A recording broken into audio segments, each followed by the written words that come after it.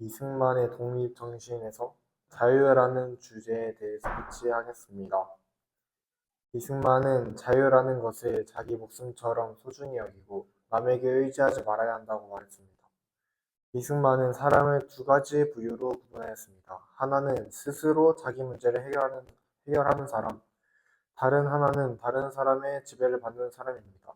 전자는 자신의 몸과 머리를 사용하여 독립적으로 생활하고 활발하게 다니며 열심히 일하지만 후자는 자신을 개발하지 않고 배우지도 않으며 그저 다른 사람이 시키는 대로 하며 살아갑니다.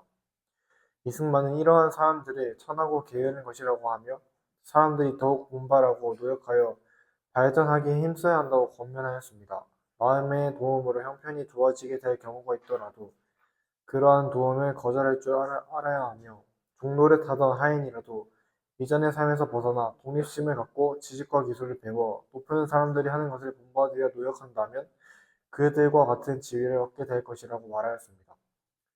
전에는 아무것도 모른 채 그저 주어진 일만 하며 살아가던 사람들이 이제는 자립정신을 가지고 사회에 기여하고 나라에 대한 책임감을 갖고 나라의 보호에 힘쓰는 소중한 하나의 국민으로 거듭나는 것입니다. 이로써 국가는 잃었던 백성들을 다시 찾은 것과 같이 되며 개인의 입장에서는 속박에서 풀려나 자유를 얻게 되는 중요한 사회적 변화가 일어나게 되었습니다. 그리고 이승만은 다른 사람의 권리를 존중해야 한다고 주장하였습니다. 내가 내 권리를 주장하고자 한다면 다른 사람에게도 같은 권리를 허용해야 합니다. 내 권리를 위해 마음대로 행동하여 다른 사람의 권리를 침해한다면 그것은 그 사람이 속박을 받게 되는 것과 마찬가지입니다. 이승만은 지금까지 계속 내려오던 사람들을 억압하는 온갖 패습을 버리고 아랫사람을 자유롭게 해방시키며 그들도 다른 사람들과 같은 지위를 누리도록 해야 한다고 주장하였습니다. 당시 사람들은 신분제도 폐지에 강한 거부감을 갖고 있었고 모든 사람이 평등하다는 것은 말도 안 되는 소리라고 생각하였습니다. 그러나 이승만은 한치의 치우침도 없이 공자가 하늘의 뜻과 선리를 알게 되면 그것이 공평하다는 것을 스스로 깨닫게 될 것이라고 하였습니다. 또한 그게 공평하다는 걸 알게 되어도 예습관을 용기 있게 타파하지 못하는 사람도 있고 개인적인 이익에 따라 패습을 고집하는 사람들도 있는데 그들이 모두 속히 깨어나 옛 생각을 바꾸고 개혁 실행에 적극적으로 동참해야 한다고 말했습니다. 또한 종, 하인, 부녀자, 아이들을 모두 존중해야 하고 법적으로도 그리고 마음으로도 그들을 모두 평등하게 대하여 각자 자립심을 가지고 자신이 일을 충실히 감당하는 국민이 되도록 만들어야 한다고 하였습니다.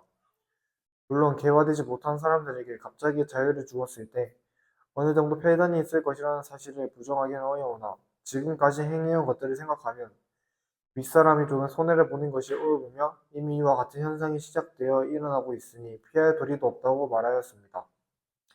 윗사람들이 좀 손해를 입는다고 하더라도 자기 나라 백성들의 압제한 결과로 우리나라가 외국인들에게 소모를 당하게 되는 것보다는 훨씬 더 나은 것입니다. 그러나 이승만은 부디에 대해 깊이 생각하고 깨달아 더 이상 고집 부리지 말고 모든 사람들이 힘껏 일하고 공부하여 성공할 수 있도록 자유의 길을 열어 놓아야 한다고 주장하였습니다. 그렇게 하면 사람들에게 스스로 활력이 생기고 관습이 빠르게 변하며 나라 전체에 활력이 생겨 몇십 년 후에 부유하고 강력한 나라가 될 것이라고 예견하였습니다.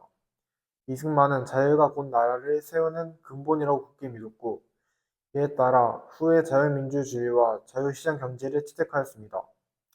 우리는 이승만이 선택한 이 자유민주주의와 자유를 잃지 않고 끝까지 지켜야 할 것입니다.